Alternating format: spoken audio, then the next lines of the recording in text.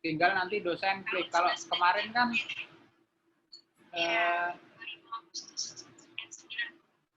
harus dosennya yang klik nih. Selanjutnya kalau saya bisa dari dosen aja, Pak.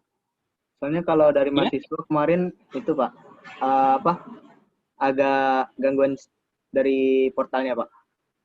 Oh gitu.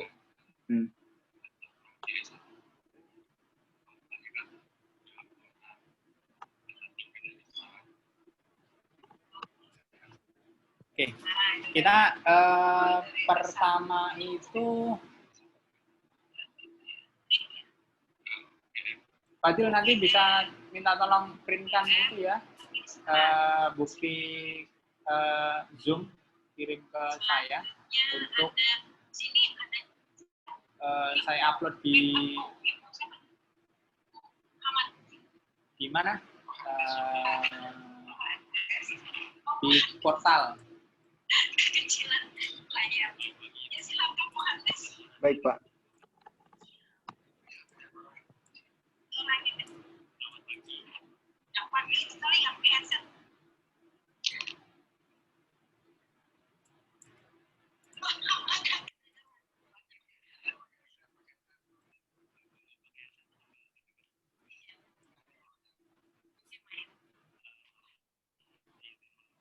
Oke,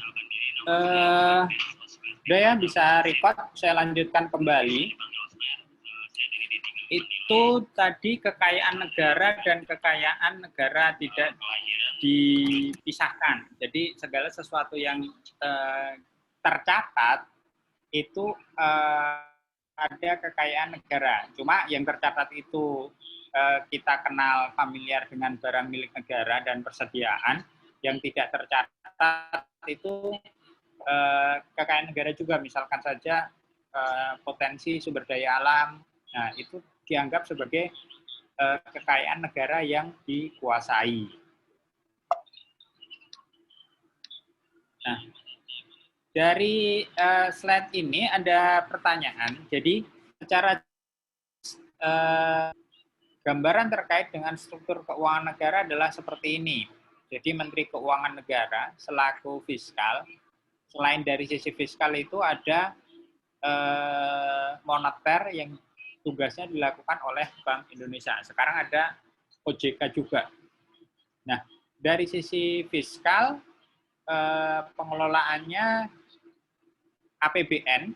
APBN itu secara langsung, kalau ke KL, BLU, itu belanja. Di bendahara umum negara juga belanja. Namun ada porsinya. Jadi kalau neraca laporan keuangan itu kan penerimaan, belanja, kemudian defisit, dan pembiayaan. Nah, jadi kekayaan negara yang dipisahkan itu bisa langsung dari postur APBN untuk pembiayaan, untuk kepada BUMN, ataupun perusahaan negara yang kemudian dikelola direksi dan komisaris.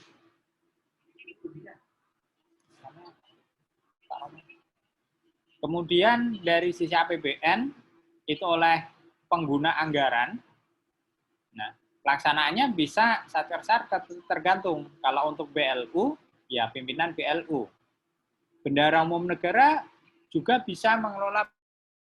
Jadi ada namanya BA 9901 hingga 99. Di situ ada yang namanya porsi pembiayaan dan juga belanja subsidi, belanja bunga. Nah, itu dilakukan oleh Menteri Keuangan. Apakah dari institusi bisa menjadi kekayaan negara yang dipisahkan? Bisa. Nah, itu prosesnya nanti panjang. Jadi prosesnya APBN menjadi kekayaan negara dipisahkan ada dua. Satu melalui langsung dari APBN, satunya melalui satker terlebih dahulu. Sebentar ya.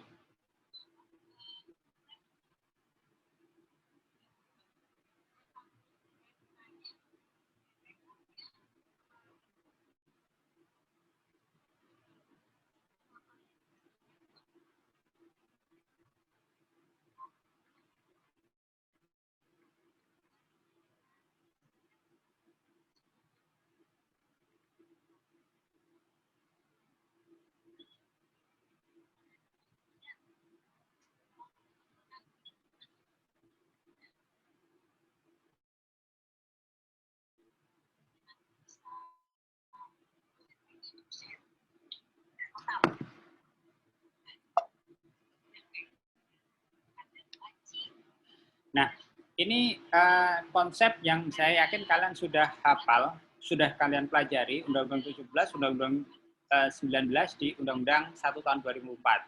Mungkin dari mata kuliah yang berbeda ya, di PPKN, Undang-Undang 17, Undang-Undang 1, di hukum perusahaan, mungkin kalian juga telah mempelajari Undang-Undang 19 tahun 2003. Koreksi kalau saya salah, silahkan. Ini mau dibahas lebih lanjut?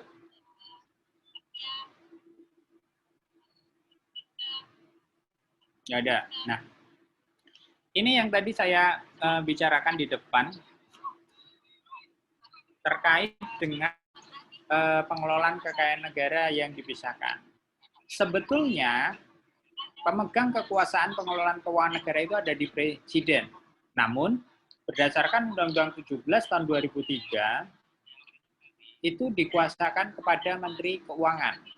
Nah, dalam pasal 6 ayat 2, Menteri Keuangan bertindak sebagai wakil pemerintah dalam kepemilikan kekayaan negara dipisahkan. Selang beberapa periode kemudian, jadi hitungan bulan, terbitlah Undang-Undang 19 tahun 2003 mengenai badan usaha milik negara. Dalam pasal 1, terkait dengan pengertian definisi, itu diatur bahwa menteri yang melaksanakan pembinaan dan pengawasan adalah yang mendapat penugasan atau ditunjuk oleh Presiden. Kemudian terbitlah PP 41 tahun 2003 yang melimpahkan sebagian tugas, kedudukan, dan kewenangan Menteri Keuangan selaku wakil pemerintah maupun pemegang saham itu kepada Menteri Negara BUMN. Dulu Menteri Negara, kenapa? Memang kementerian yang baru, jadi istilahnya Kementerian Negara. Setelah satu periode dikaji, dipertimbangkan, akhirnya dipertahankan, maka negaranya dihapus. Jadi saya harap kalau bilang Kementerian BUMN, kalian jangan menyebutkan Kemenek. Jadi Kementerian Negara, tapi sebutlah langsung Kementerian BUMN. Nah, itulah kaitannya terkait dengan pengelolaan BUMN.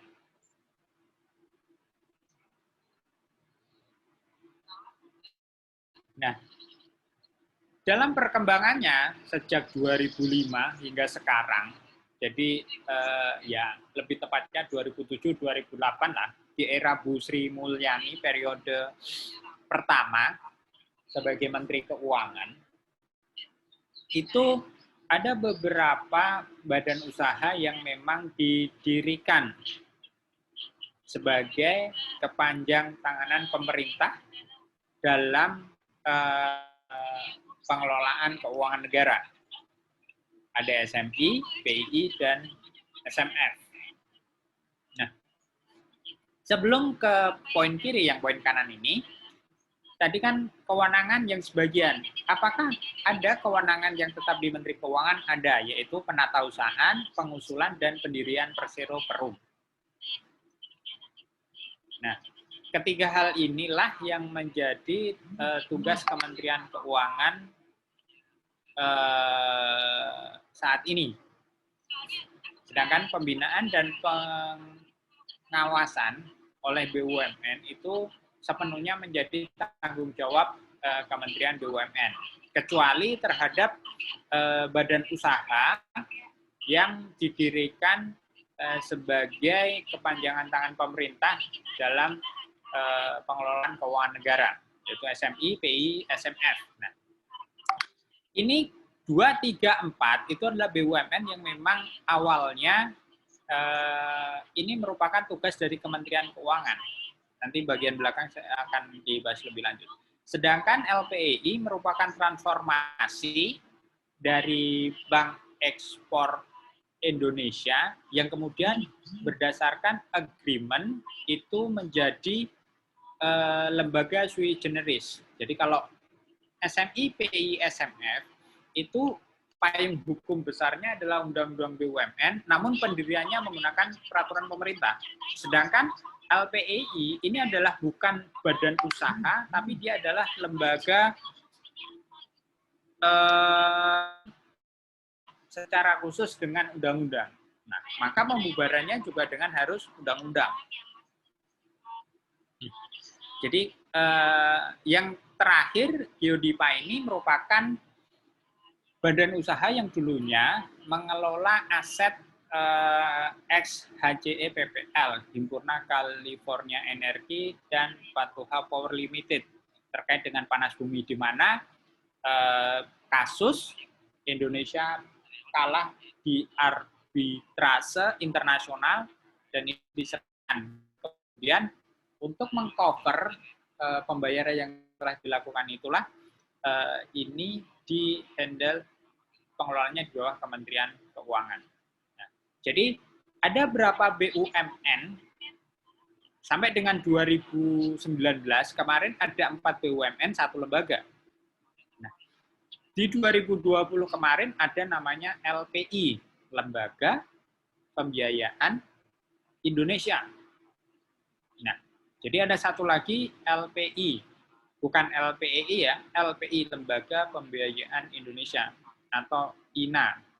Dia adalah sovereign wealth fund-nya yang akan tugas utamanya nantinya adalah dia menarik investor untuk kemudian diinvestasikan pada proyek-proyek. Dia sebagai semacam koordinator investor.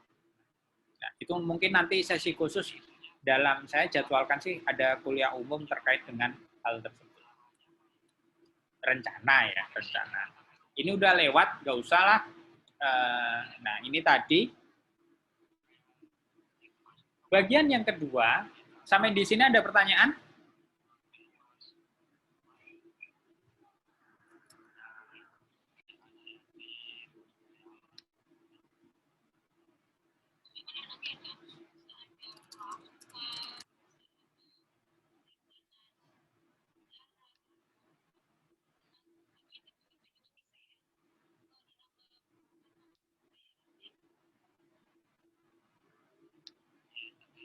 Halo, ada pertanyaan? Sepertinya belum, Pak. Belum, Pak. Belum. Oke, silakan ya kalau kalian bertanya silakan dipotong aja, nggak usah lewat chat karena mungkin saya nggak akan tahu.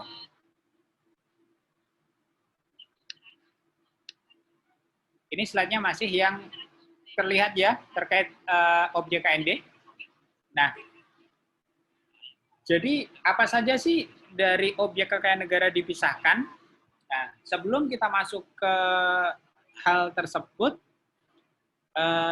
ini kita akan berbicara mengenai apa itu badan usaha.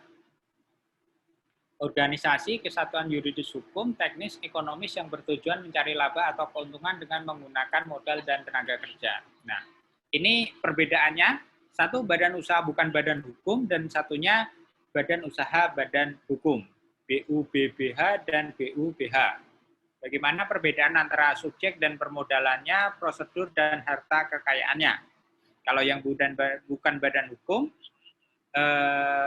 akta pendiriannya, harta kekayaannya bercampur. Tapi badan usaha badan hukum dia terpisah.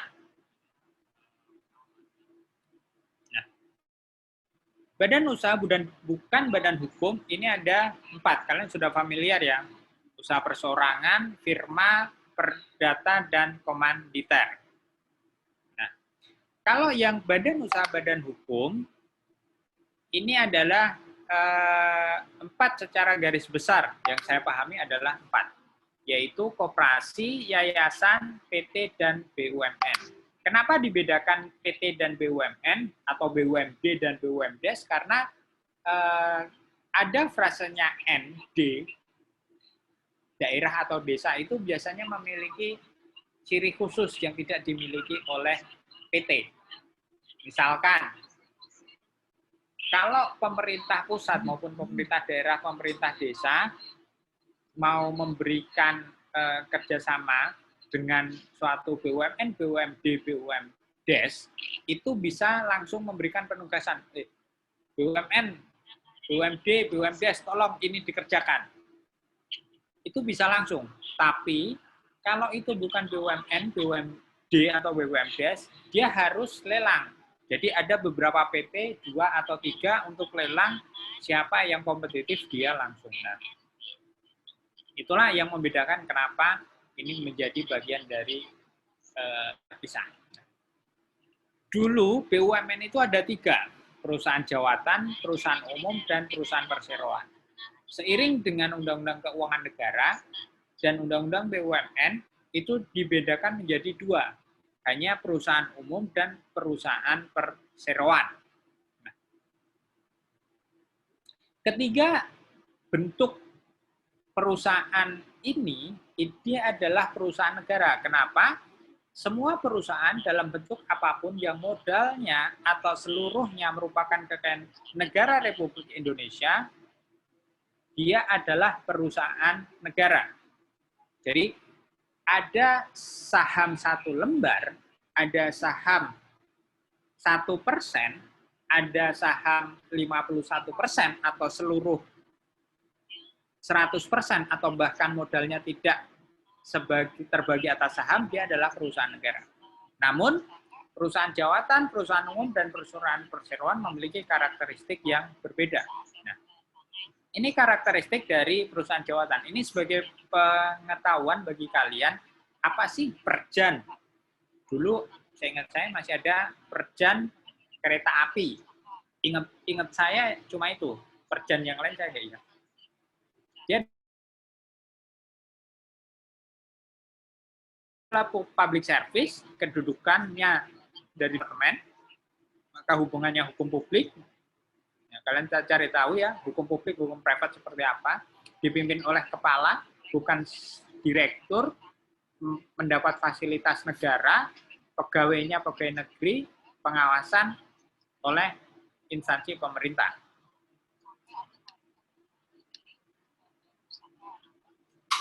Siap, silakan.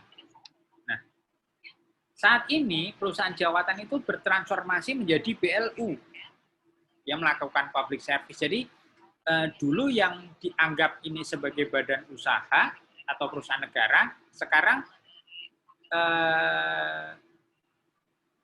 fungsi tugasnya dilakukan oleh BLU. Jadi BLU itu yang timbul paskanya Undang-Undang Keuangan Negara di Undang-Undang 1 tahun 2004 terkait dengan perbendaharaan negara, seolah-olah mentransfer yang dulu perjan menjadi Satker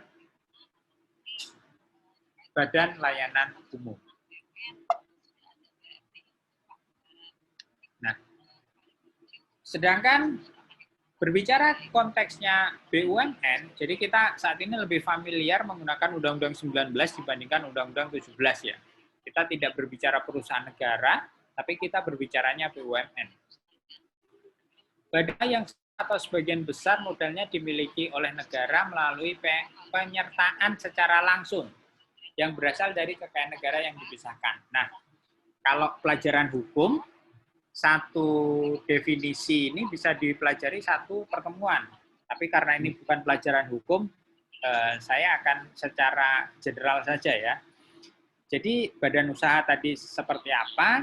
Nah, sebagian besar modalnya. Berarti kalau suatu perusahaan itu ada sahamnya 100, maka sebagian besarnya berapa? 51. Jadi 51 harus dimiliki negara. Misalnya dimiliki yang lain, maka dia dianggap BUMN.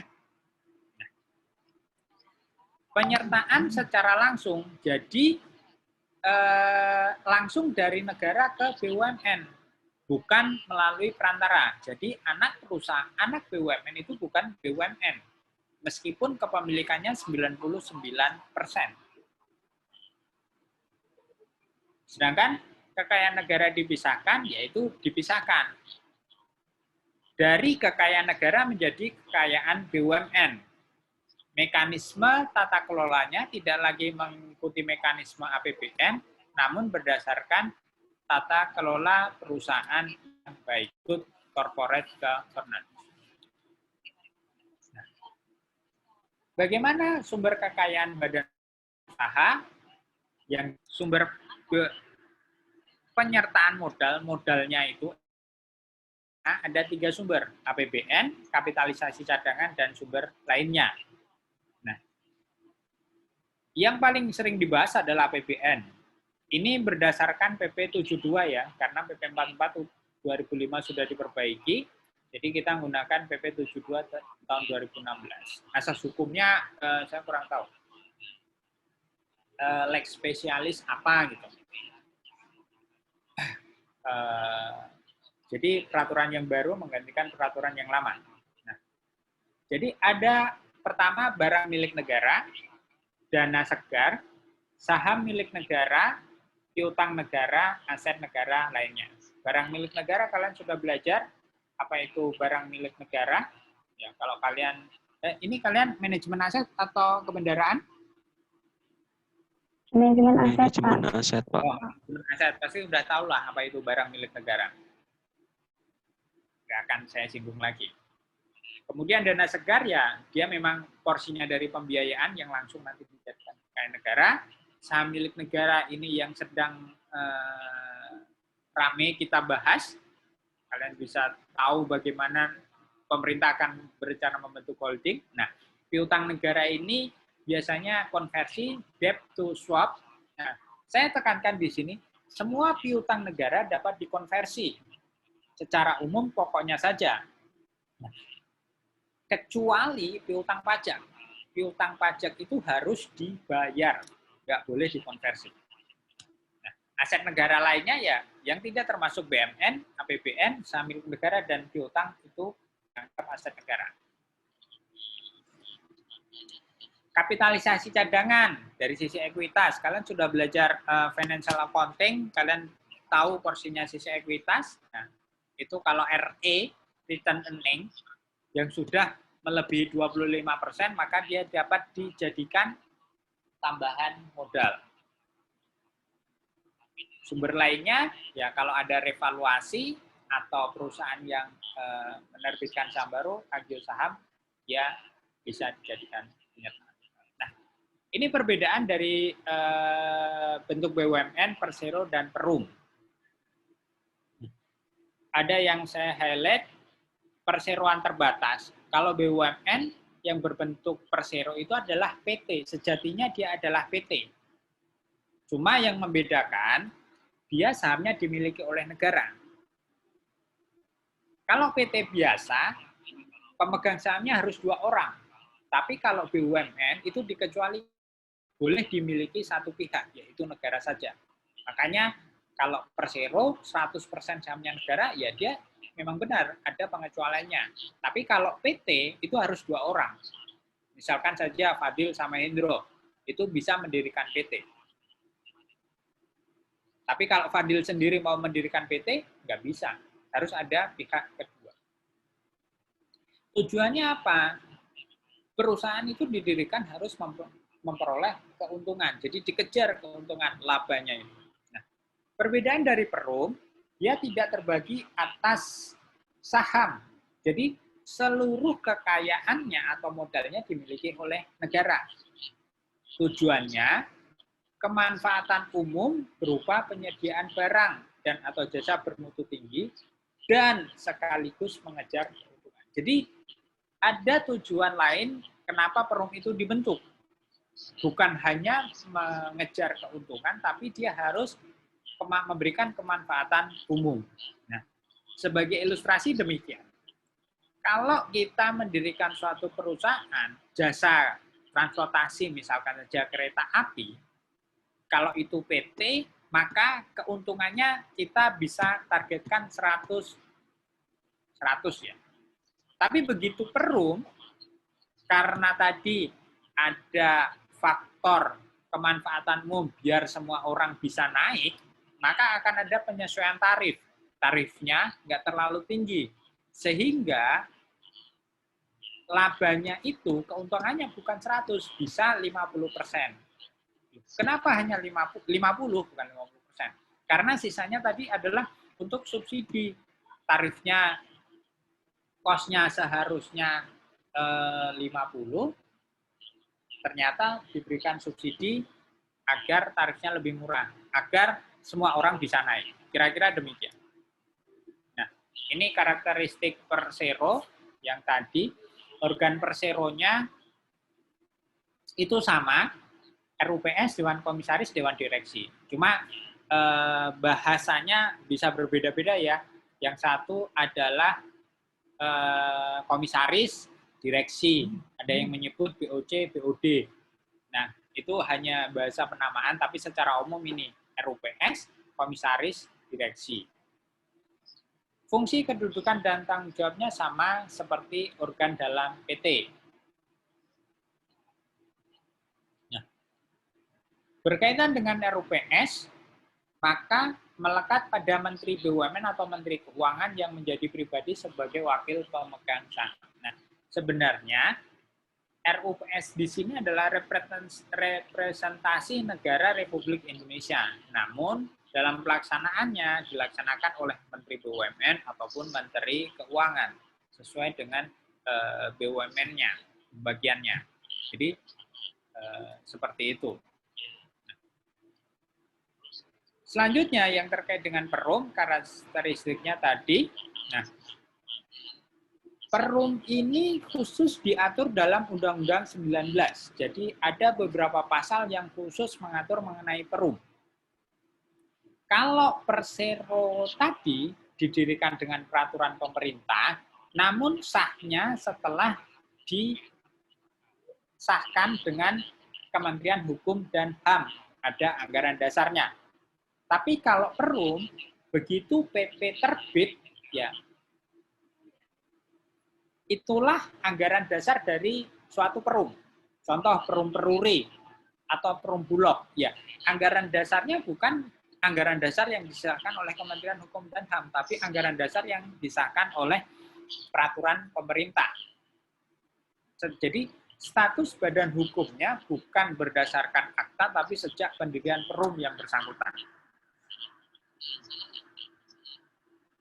Perum lebih berat pada pelayanan umum. Nah, persero bisa memiliki anak usaha, pun begitu juga Perum. Dia bisa memiliki anak usaha. Namun, anak usaha Perum bentuknya bukan Perum, tapi bisa PT. Ingat, Perum itu satu-satunya badan usaha yang dimiliki oleh negara atau pemerintah daerah. Contoh kalau negara ya Perum Peruri, Perum Bulog. Kalau pemerintah daerah, apa? Perusahaan umum daerah air minum. Nggak ada Perum yang dimiliki oleh private ataupun badan usaha milik negara, itu nggak ada.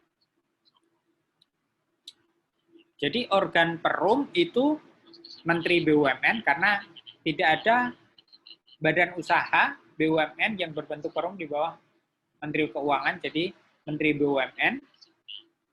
Nah, yang kedua adalah Dewan Pengawas. Perbedaannya kalau tadi komisaris, persero, ini Dewan Pengawas. Secara umum tugasnya adalah sama, memberikan nasihat kepada direksi.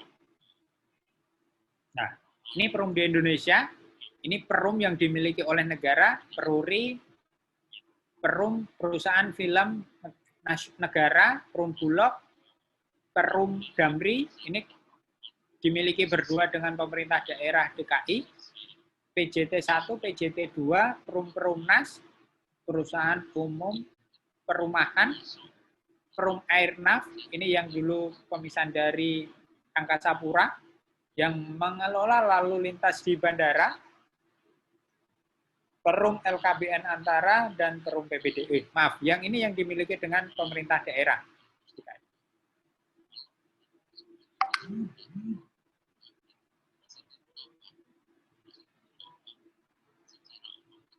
Nah,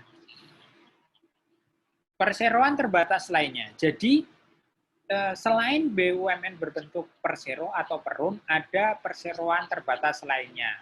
Nah, di sini bisa berasal dari badan usaha yang terdilusi karena privatisasi atau restrukturisasi. Maka dia sebagai perseroan terbatas lainnya. Jadi, saham negara yang semula 51 tadi turun jadi 49 atau bahkan tinggal 1. Itu adalah dianggap PT lainnya kalau di Undang-Undang BUMN. Ataupun dari awal memang didirikan kurang dari 50%. Contohnya dulu adalah PT Freeport. Berdasarkan perjanjian, negara hanya sekitar 10%.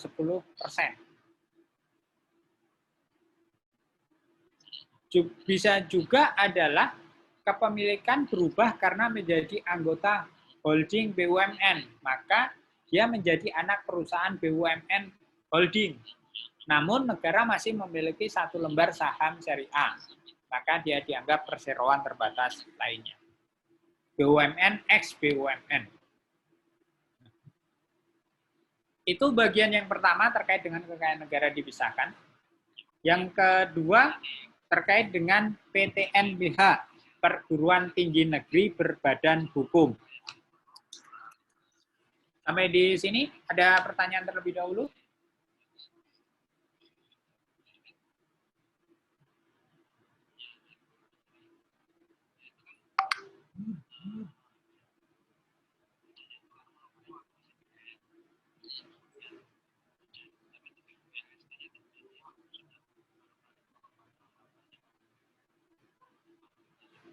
Sebentar ya.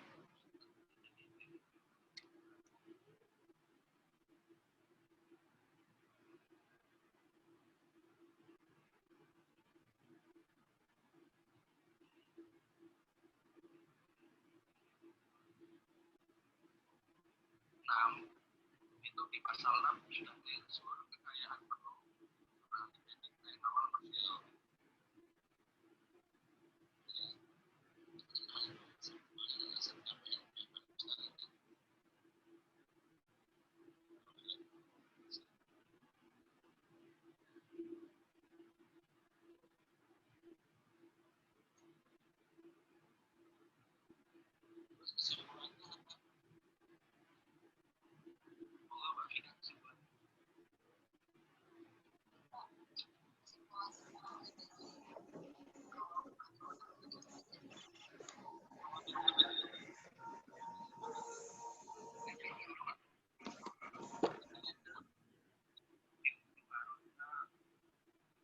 jenderal juga kemarin ya, jenderal siapa gitu ya, awal LSM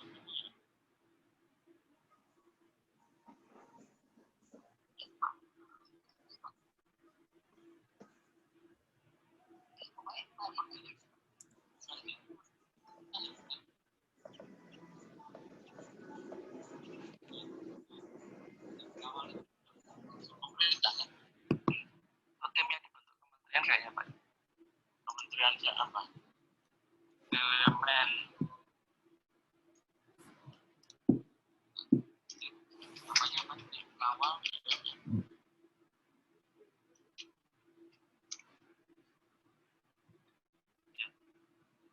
oh dia awal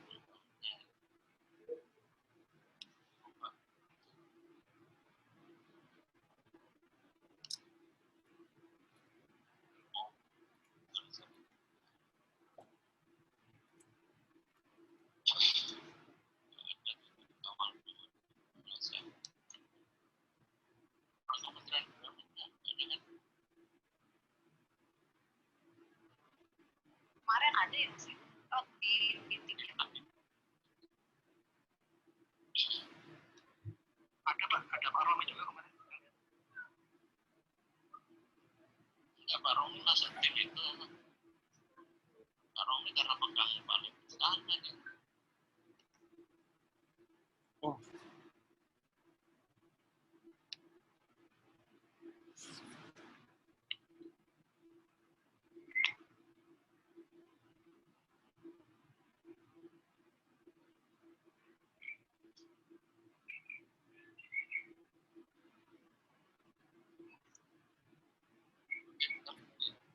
Kesimpulannya apa? Iya Pak, jadi ini sih kalau misalnya rekomendasi dari kawal Pak, mereka merekomendasikan kalau agar dilakukan koordinasi antara Balai Pustaka dan Kementerian BUMN terlebih dahulu. Dan nanti hasilnya akan mereka sampaikan ke Kementerian Keuangan untuk mendapatkan tanggapan kita. Nanti misalkan tanggapan kita, misalkan kita tetap pada pada pendirian awal, mungkin mereka akan meminta untuk dilakukan audit tertentu oleh BPK.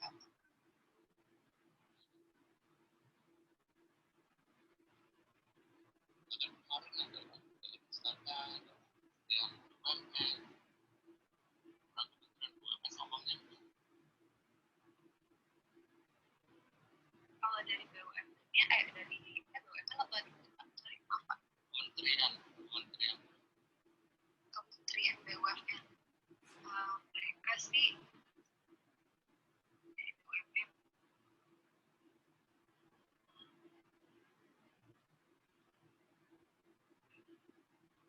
Kemarin agak lupa siapa yang dari BUMN, Pak.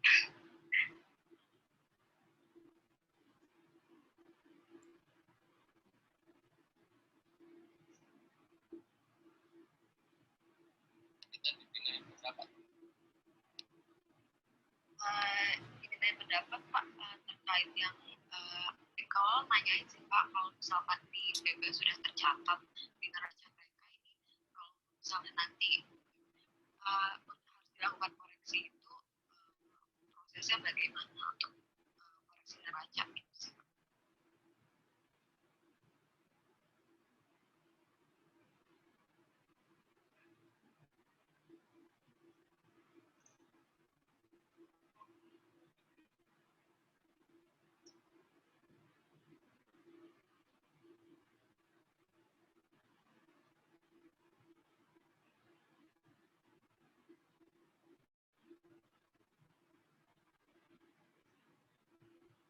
Udahlah kita tunggu hasil koordinasi mereka aja ya. Siapa? Yang mau disampaikan lagi Mbak Haji, Mbak Noni. Ya, izin Pak, kami rencana ngundang minggu depan untuk pemaparan dari Bank Tanah Pak. Maksudnya posisi kemarin kan penelahan mereka belum menyiapkan, dan kemarin kan mereka sudah coba bikin kajiannya. Maksudnya nanti hari Senin mau kita mereka memaparkan kajian mereka itu supaya undangan yang di rapat sebelumnya lebih ini Pak, lebih terpenuhi lahannya. Keinginannya untuk ini mendapatkan pemaparan memang belum sih kemarin karena mereka undangannya saya kirim sama. Izin bertanya Pak.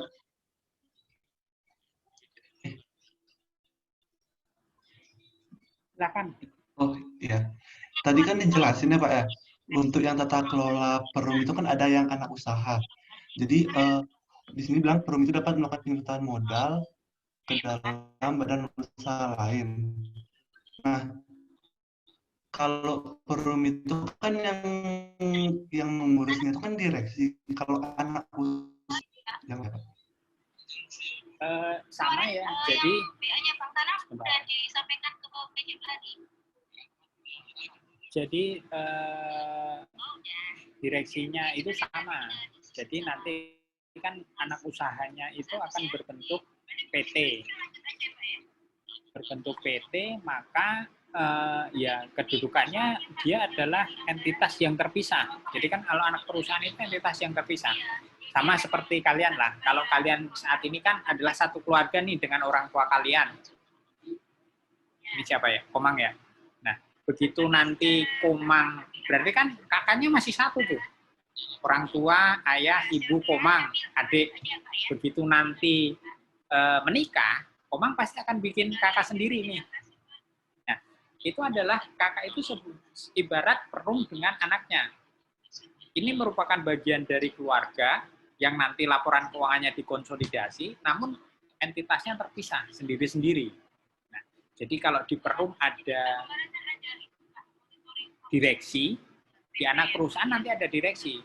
Cuma di Perum tadi organ tertingginya adalah menteri. Sedangkan kalau di anak perusahaan organ tertingginya adalah RUPS. Siapa? Ya perusahaan tersebut bisa diwakili oleh dirutnya. Karena dia sebagai RUPS yang tertingginya. Saya kira demikian. Siap Pak, terima kasih. Ya. Yang lain silakan, Komang. Selain Komang.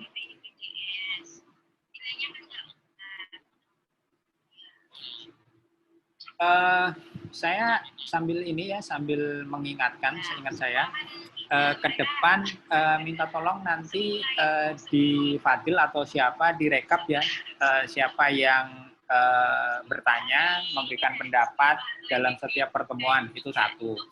Terus yang kedua, minta tolong nanti dibuat kelompok, dibagi, ini kalau 25 dibagi aja 6 ya, berarti 4, 5 kelompok. Nah, nanti tugasnya untuk pertemuan kedua dan ketiga saya share habis ini, kita bicarakan. Terus tugas yang kelompok juga nanti kalian bikin infografis. Pembagian kelompok saya serahkan ke kalian, terserah. Kalau bisa berimbang antara artian laki-laki perempuannya ya.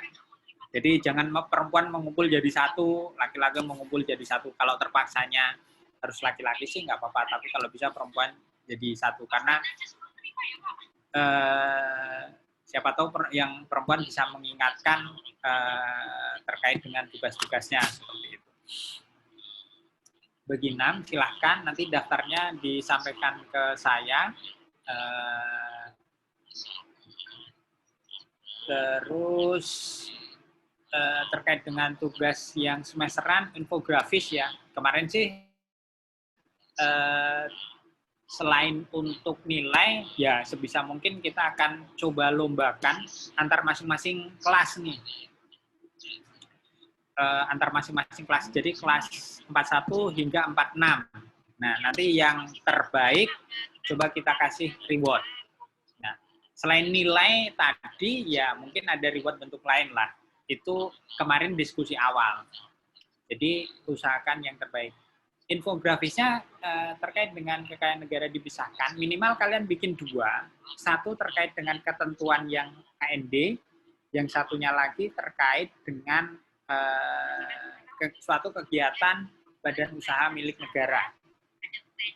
Nah, itu kalian bisa kirim minimal 2. Kalau kalian lebih dari 2, untuk nanti istilahnya dipertandingkan, nggak apa-apa. Tapi untuk tugas, coba kita akan pilih yang terbaik. Kalau dua-duanya bagus, ya saya akan berikan nilai 100 untuk tugas tersebut, kelompok. Tapi kalau untuk nanti mana yang terbaik, nanti kita diskusikan dengan Bu Intan sama Pak Ubed. Itu sih rencananya, jadi persiapkan dari sekarang. Kalian infografis terkait BUMN, kalian bisa carilah infografis BUMN, kata data ada, CNBC ada, nah seperti itu. Kalian jangan contoh itu, tapi kalian bisa kreasikan itu sebagai sumber, kalian bisa kreasikan sendiri. Kalau sudah ada, kalian bisa cari yang lain. Nah, maksudnya gini, misalkan saja ada terkait dengan contoh kalian PP 72 tahun 2016. Nah, itu kan sudah ada terkait bagaimana infografisnya. Kalian bisa ambil bahasanya, tapi dengan gambar yang berbeda. Nah, jadi nanti formatnya kalau bisa hasilnya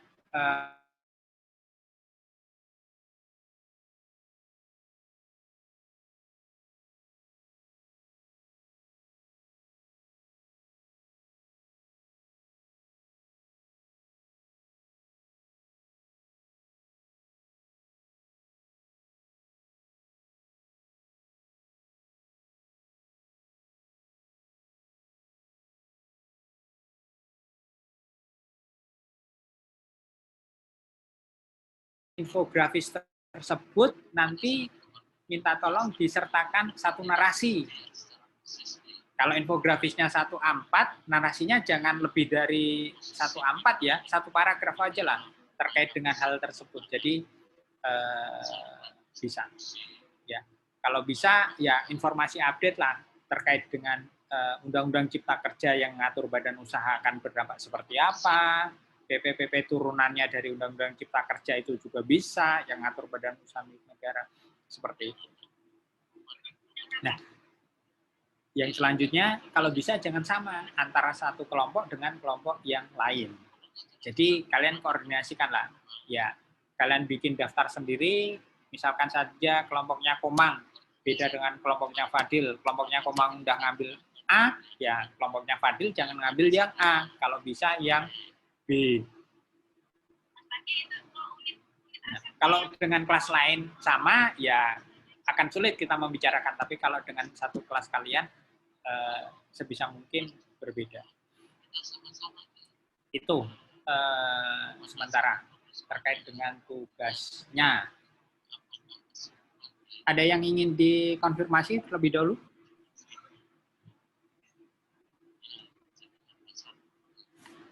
Ya, Mat, silakan.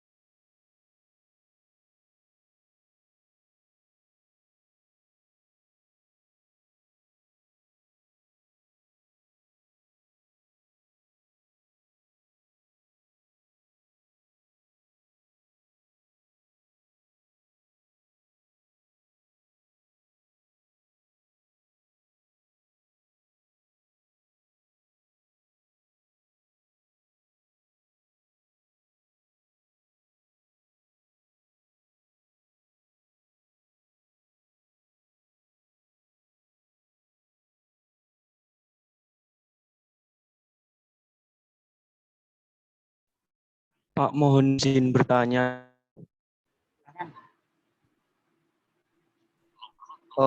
Terkait tugasnya.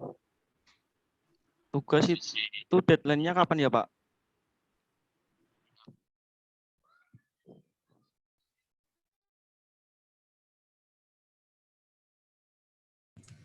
Pak masih mute. Maaf, terima kasih. Kalau tugasnya mingguan berarti mingguan. Jadi kalau pertemuan kedua hari Kamis, kita sebelum hari Kamis masing-masing sudah menyiapkan, mengumpulkan tugasnya. Ya, bisa mungkin hari Rabu. Terus kalau tugasnya yang itu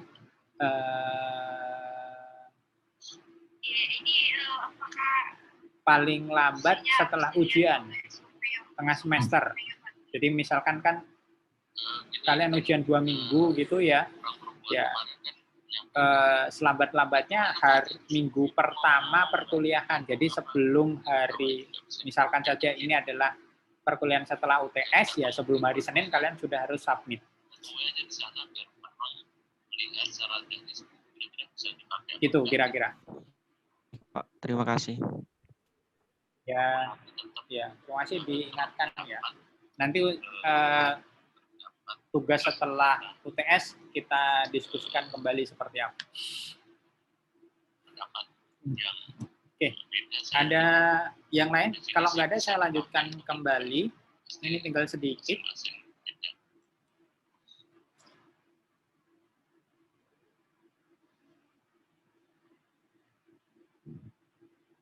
Terus definisi sistem apa? Sistem distribusi. Terkait yang kedua adalah PTNBH. Apa itu? PTNBH adalah perguruan tinggi negeri berbadan hukum. Jadi dulu ceritanya adalah badan hukum milik negara BHMN. Cuma pipa doang. Jadi bisa banyak yang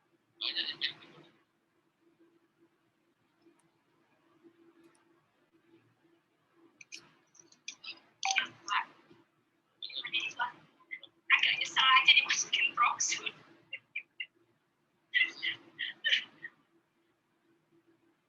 Itu masuk proxy ya?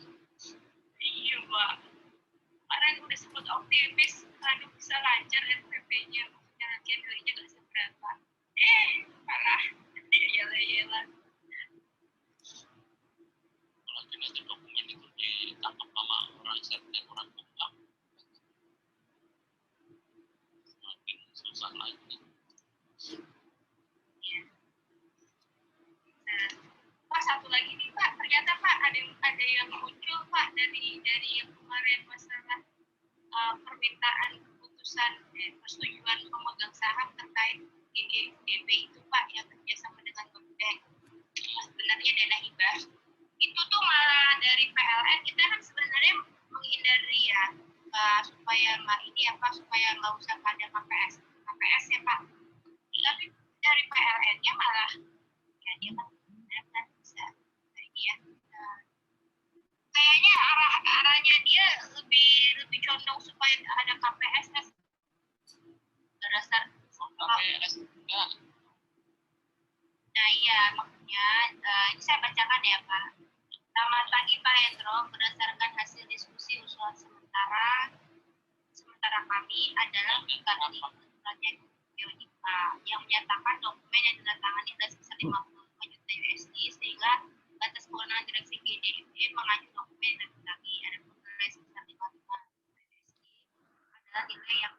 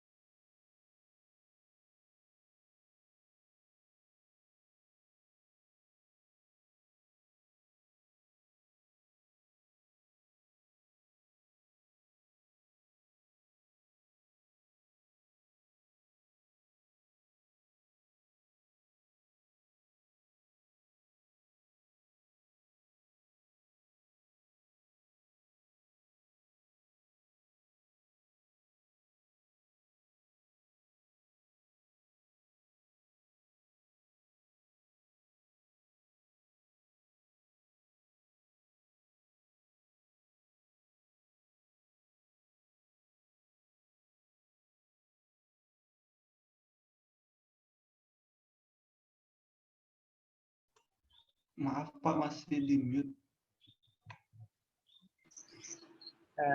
Diatur bahwa berdasarkan Undang-Undang 12 tersebut, statuta masing-masing PTNBH ditetapkan dengan peraturan pemerintah. Nah, ini semacam suatu anggaran dasar tadi kalau bagi Persero ataupun PP Pendirian Perum. Bagaimana kedudukannya, organnya, tertingginya, dan tugasnya seperti apa. Nah, dalam PP Statuta tersebut juga mengatur mengenai kekayaan negara awal dari PTNBH yang merupakan kekayaan negara dipisahkan. Nah, ini yang menarik bahwa kekayaan negara yang dipisahkan tersebut kecuali tanah, karena dia merupakan barang milik negara dengan pengguna barang adalah Kementerian Ristek. Dulu Ristek Dikti, nah nggak tahu sekarang itu apakah Kemendikbud ataukah Riset. Nah, seperti itu. Jadi tanahnya itu masih merupakan BUMN, sedangkan yang berdiri di atas tanah tersebut merupakan kekayaan negara yang dipisahkan. Nah, nilai dari kekayaan awal tersebut ditetapkan dengan keputusan Menteri Keuangan. Ini PTNBH merupakan suatu entitas yang menarik. Kenapa? Dia ada kekayaan negara berupa BUMN, ada juga kekayaan negara dipisahkan.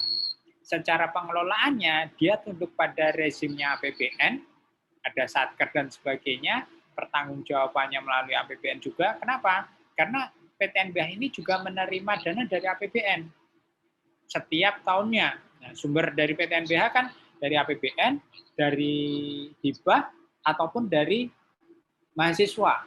Nah, ada 3 sumber nih. Nah, yang 2 sumber yang lainnya dikelola berdasarkan best practice-nya. Ya, mungkin tidak sepenuhnya mengikuti mekanisme APBN. Mungkin ada dengan SAK etap, jadi di luar dengan SAP, kira-kira demikian. Ini bagaimana pasca Undang-Undang 12 ditetapkan, ada beberapa statuta, ini baru ITB, IPB, UGM, dulu BHMN ini, atau bahkan BLU, sekarang menjadi PTNBH, UPI, Pendidikan Indonesia Bandung, Sumatera Utara, UNER, Airlangga Malang, Bandung, Bogor, Jogja, Jakarta, Pajajaran, Diponegoro, Hasanuddin, ITS. Ini nggak ada. Nah, di 2020 ini kemarin sempat berproses UNS, kemudian UI3, Universitas Islam Indonesia. Apa? UI3 itu apa kepanjangannya?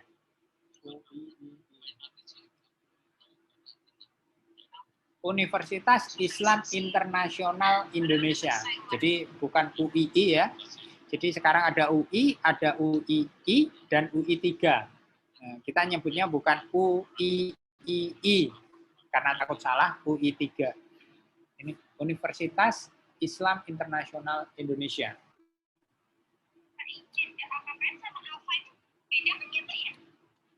Nah, bagian yang ketiga adalah lembaga keuangan internasional. Organisasi atau lembaga regional maupun multilateral yang diikuti oleh pemerintah Indonesia dalam rangka meningkatkan peran serta Indonesia di kancah internasional. Tujuannya, pemerintah melakukan penyertaan modal pada LKI untuk meningkatkan kepemilikan atau suara dalam organisasi tersebut. Jadi, suaranya sih yang itu harus di-maintain. Kemudian bagaimana mekanismenya? Pembayaran dalam bentuk cash dan pembayaran dalam bentuk promissory notes. Voting share-nya, besar voting share pemerintah ditentukan dari besarnya modal yang telah disetor atau dibayarkan pada LKI. Jadi kalau voting share-nya 5%, maka itu dikuantifikasi dengan setoran modal, berapa nilainya. Nah, itulah nanti yang dalam setiap sidang tahunan itu dianggap sebagai voting share-nya. Ini beberapa kepesertaan Indonesia dalam lembaga keuangan internasional, EDB, World Bank Group, IDB, AIIB, IFAD, dan JGIF. Ada beberapa lain di luar ini, kalian bisa cari sendiri. Ini tugasnya sendiri-sendiri ya. Nah, kenapa Indonesia ikut di IDB? Bisa jadi dengan iuran ke sana,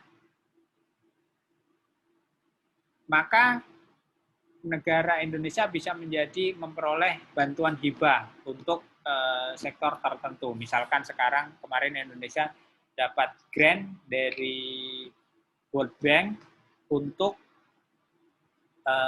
energi baru terbarukan, nah, hibah seperti itu. Terakhir adalah BHL. Ini adalah badan hukum lainnya yang tidak termasuk badan hukum yang di atas. Badan hukum yang kepemilikannya oleh negara tidak terbagi atas saham yang kekayaan awalnya berasal dari APBN melalui penyertaan langsung atau dinyatakan sebagai KND.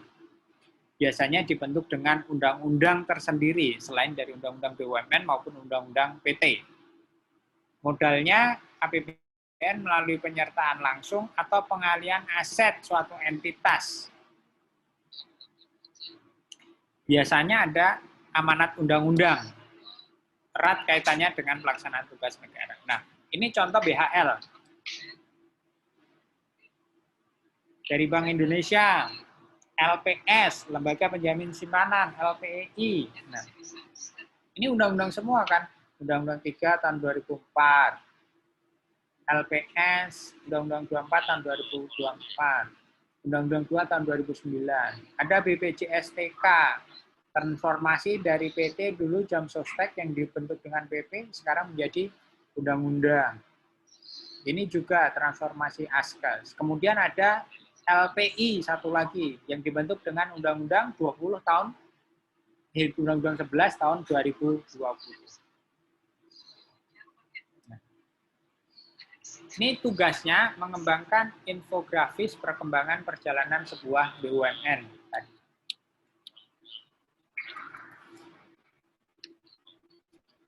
Ada pertanyaan?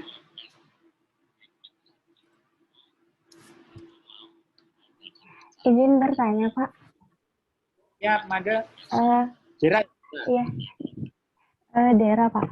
Syarat umum untuk PTN berubah jadi PTNHB itu apa, Pak? Terus swasta bisa nggak sih jadi PTNHB? Terus kalau misalnya swasta sama negeri itu peluang jadi PTNHB-nya sama atau enggak, Pak?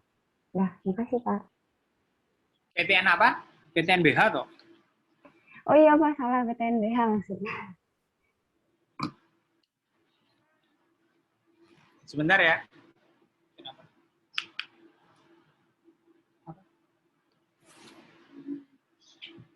Pensil 2B kalau emang. Jadi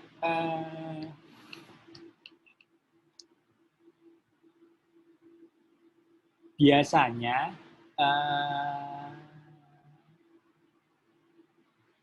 mereka akan mengusulkan kepada kementerian. Nah, setahu saya itu adalah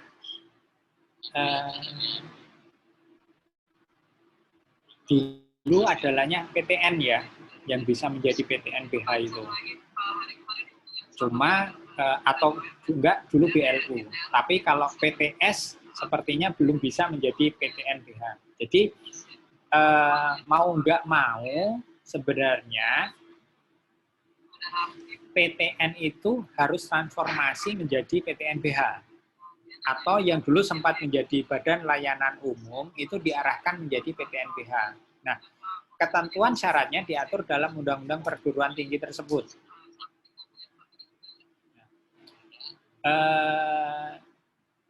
Kita nggak akan membahas persyaratan secara detail karena memang tugasnya bukan tugasnya Kementerian Keuangan, itu tugasnya dari Kementerian dulu Ristek Dikti, mungkin sekarang Kebudayaan dan Pendidikan Tinggi. Nah, itu yang harus mempersiapkan nanti siapa yang ditunjuk sebagai wali amanat, bagaimana prosedurnya, bagaimana logonya, itu kementerian tersebut. Kementerian Keuangan hanya terbatas berapa kekayaan negara dipisahkan. Jadi semua asetnya yang dapat diinventarisasi kemudian dinilai, dan kemudian itu ditetapkan sebagai kekayaan negara yang dipisahkan. Nah, jadi tugasnya sendiri-sendiri. Kebetulan saya nggak tahu bagaimana persyaratan itu PTNBH, cuma biasanya Kementerian Keuangan itu terima UNS misalkan gini, kita sedang mengajukan PP Statuta PTNBH. Nah, terkait dengan hal tersebut, karena ada kekayaan awal, ini aset-asetnya, mohon nanti dapat ditetapkan oleh Menteri Keuangan. Nah, seperti itu aja. Jadi, secara administratif, ONS itu langsung ke Kementerian Pendidikan, Kebudayaan, dan Pendidikan Tinggi. Nah, nanti mereka yang akan memverifikasi sesuai dengan ketentuan atau tidak. Dengan adanya PTNBH tersebut, sebenarnya universitas mendapatkan fleksibilitas. Kalau perguruan tinggi negeri itu kaku. Tapi dengan PTNBH, seolah-olah dia seperti entitas suatu badan usaha yang dapat mengelola dana yang nanti hasilnya itu dapat dikelola untuk pengembangan PTNBH. Kira-kira demikian. Jadi bisa dari APBN, bisa dari hibah, bisa dari mahasiswa, yang kalau ada surplus, bukan profit and loss ya, surplusnya itu masuk lagi dapat dikembangkan oleh PTNBH untuk bangun gedung, untuk apa, kalau kurang minta lagi ke APBN, kira-kira demikian. Nah, kalau PKN STAN kan BLU, nah, dia sepenuhnya tunduk pada rezim Undang-Undang 1 tahun 2004. Gitu, Dira. Baik, Pak. Terima kasih. Terima kasih. Yang lainnya silakan.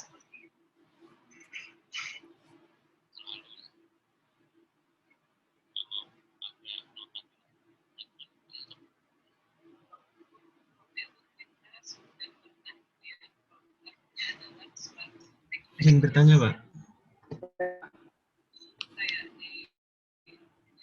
Saya tadi mau bertanya tentang kalau yang PTNBH ini kan tadi ada ITS, ada UNER.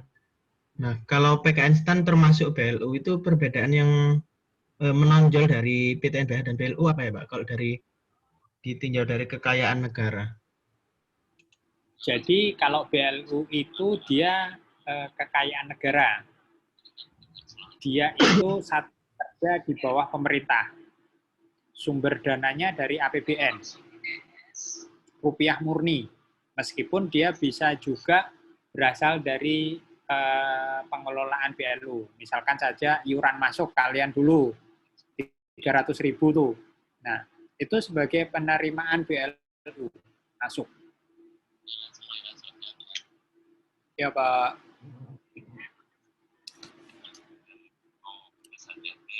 Waalaikumsalam warahmatullahi wabarakatuh.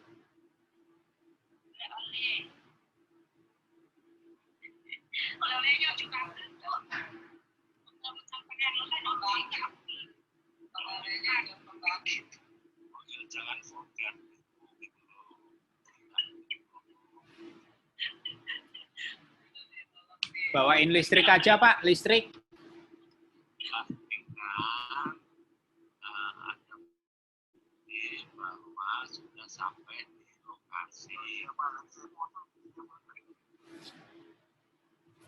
Jadi itu ya, kembali lagi kalau BLU maka dia tunduk sepenuhnya pada Undang-Undang 1 tahun 2004 terkait dengan perbendaharaan negara. Kalau dia dapat hibah, hibah itu harus masuk ke Satker dulu. Masuk ke APBN dulu penerimaan hibah. Terus hasilnya pengelolaan sebagai penerimaan BLU. Kalau PTNBH, kekayaan negaranya itu kekayaan awalnya kekayaan negara yang dipisahkan. Dia bisa membentuk suatu anak usaha yang berbentuk PT.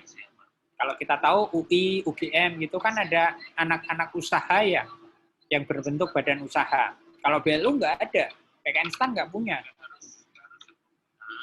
Business unit seperti itu yang dia nanti akan profit and loss. Nah, dari sisi fleksibilitas antara BLU dengan PTNBH lebih fleksibilitas PTNBH Karena dia bisa menerima hibah langsung dari misalkan saja negara lain, kerjasama. Dia sebagai pendapatannya PTNBH. Tapi kalau BLU, ya masuk dulu ke APBN dulu. Pemerintah mungkin yang dapat.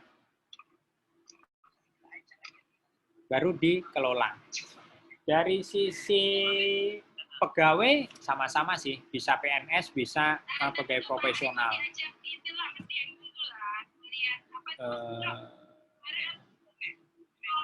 Ya, yang membedakan ya itu tadi, BLU nggak bisa memiliki anak usaha, kalau PTNBH bisa memiliki anak usaha yang berbentuk PT.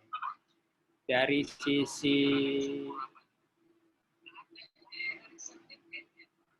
ya kira-kira itu sih sependek pengetahuan saya terkait dengan BLU dan PTNBH. Makasih pertanyaannya. Yang lain silakan. Izin bertanya, Pak. Ya. Berarti kalau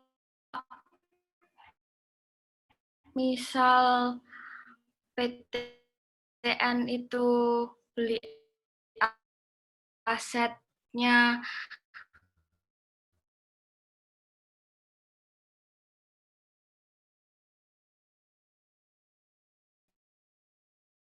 enggak dari APBN, itu asetnya bukan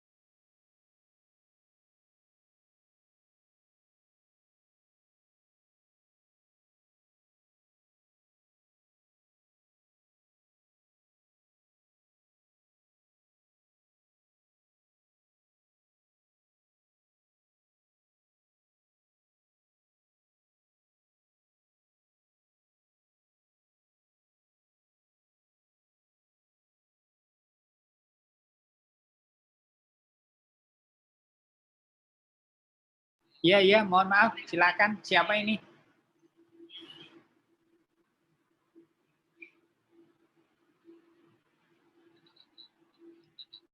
Halo?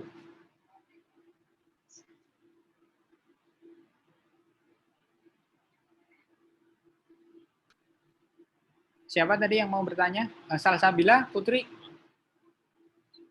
Ya, jadi Ya. kalau semuanya beli aset tapi nggak keluar dari nggak pakai dana APBN, berarti aset itu bukan BMN ya Pak? Iya. Jadi kalau suatu PTNB, apa? Dia bilang aja. Atau mau ke sana? Ya di sini aja. Jadi kalau PTNBH itu membeli aset bukan dari APBN, misalkan dari uang kuliah mahasiswanya, ya itu bukan kekayaan negara dipisahkan.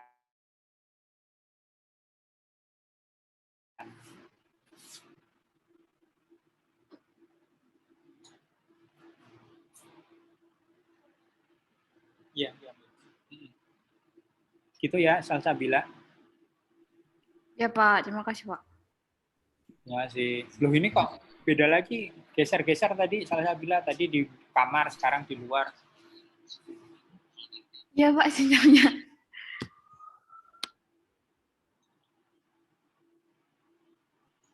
Izin bertanya, Pak. Apa, Pak? Bilang. Yang lain, Edo, ada pertanyaan? Izin, Pak.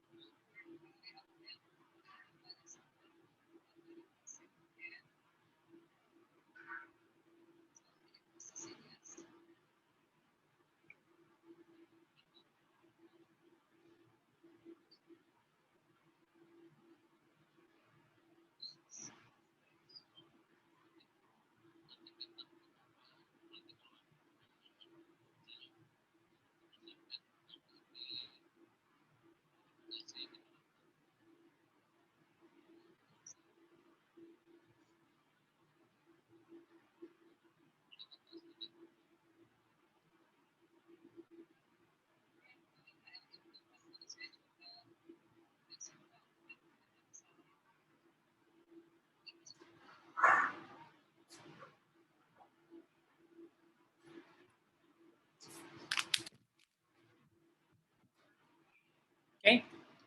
Yang lain ada pertanyaan?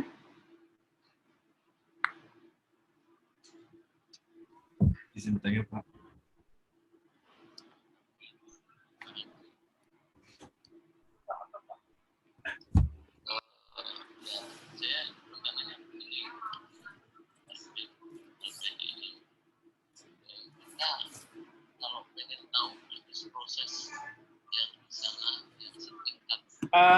Kalau nggak ada di sisa waktu ini, coba dong kenalan satu persatu. Kalian di mana, dari mana, terus nilai kalian kemarin berapa, IP kalian, apalagi yang bisa kalian sampaikan lah.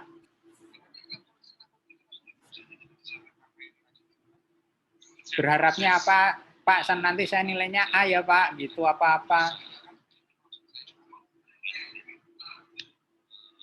Oke, mulai dari absen yang pertama.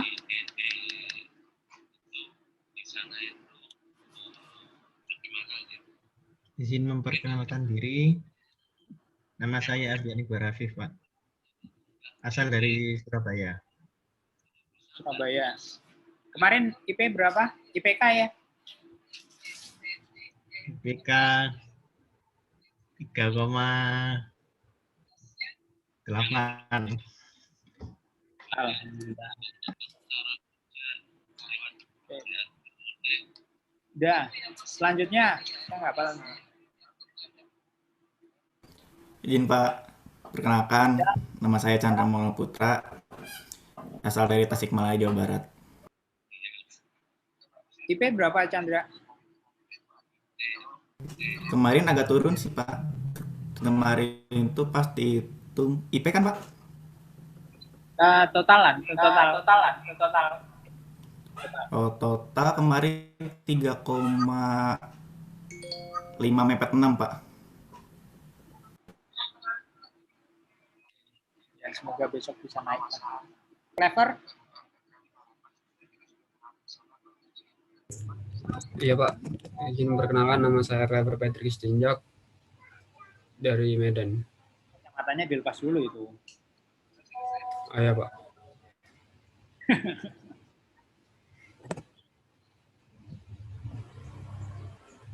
Nah. Clever dari mana? Dari Medan, Sumatera Utara Pak. Di Medannya? Iya Pak. Oke. Kemarin berapa nilainya? Kemarin berapa ya? Agak turun sih Pak.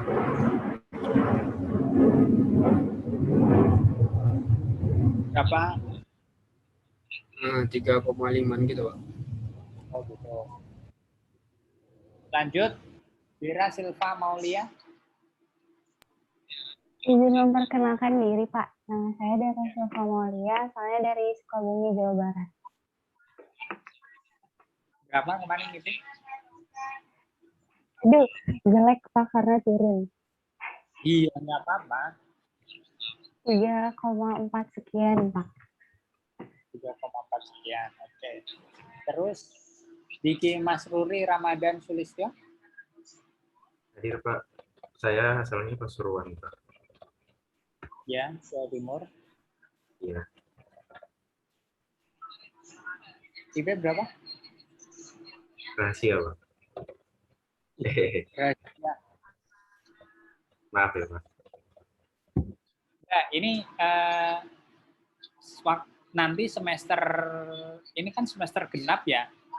Nilainya itu IPK dengan akumulasi dengan semester sebelumnya atau berdiri sendiri?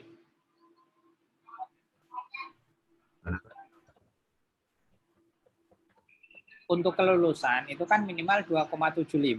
2,75 itu yang diperoleh di semester itu sendiri atau nanti akumulasi dengan semester sebelumnya? IPK Pak, pakai IPK. Berdiri IPK kan? Semester sendiri, berdiri sendiri Pak. Oh, tiap semester berdiri sendiri? Iya. Oke, berarti kalau IP kalian tadi siapa? Diki bilang jelek, ini bagus gitu nggak terpengaruh kan ya? Ya sudahlah, ya semoga baik.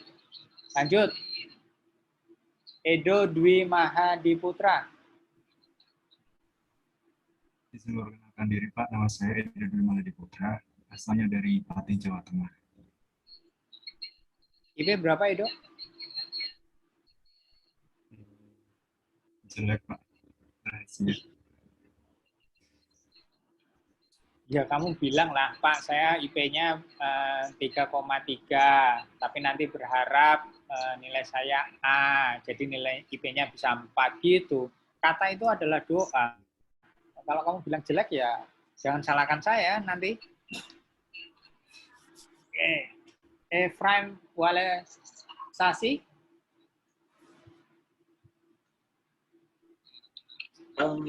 Halo Pak. Oke, perkenalkan nama saya Efraim Olesasi, biasa dipanggil Aim. Siapa? Biasa Aim. Aim. Aim. Asal saya dari Kabupaten Bandung Barat, aslinya sih Manado, tapi udah pindah. Manado, tapi sekarang di Bali. Bandung, Pak. Oh, saya pikir Bandung Barat. Bandung ya. Ya, tapi kalau di Bali juga nggak apa-apa sih. Jadiin doa. Oke, IP saya tuh 3, tidak cum laude, Pak. Makasih. Oke. Sekarang Aim di mana? Bandung. Iya, Pak, di Bandung. Oke. Lanjut, Febi Putri Rusa Datika. Saya Pak, izin memperkenalkan diri. Nama saya Febi Putri Rusa Datika, biasa dipanggil Febi, Pak. Febi, asal dari?